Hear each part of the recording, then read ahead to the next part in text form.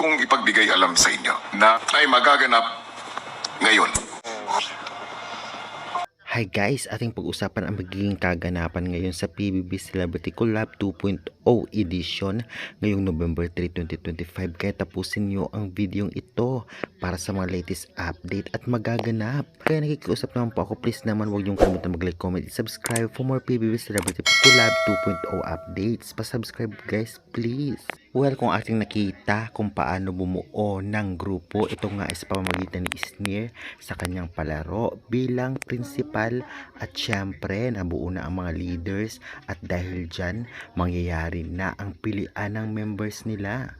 At kitang-kita nga sa kanila na talaga namang hirap sila pumili ng mga members. Ito ang mga leader na pinamumunuan nila Anton, Crystal, Carmel, Right.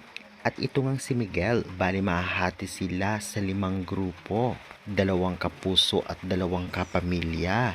Kaya syempre sa tingin natin, based nga sa video, ay mukhang nahihirapan silang pumili ng magiging members nila.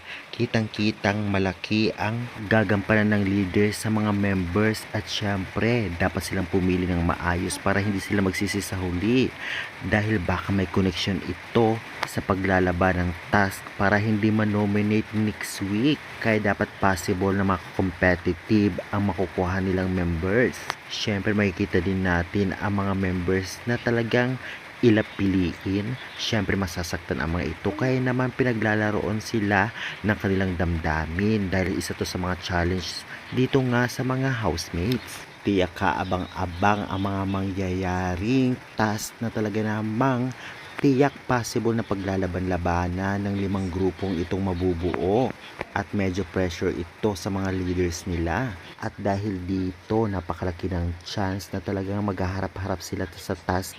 Kapag nagtagumpay sila ay possible na talaga namang hindi sila manominate ngayong paparating na linggo. Ganun pa man ay prediction pa lamang yan. Antayin natin ang talagang official announcement at manood na lang tayo.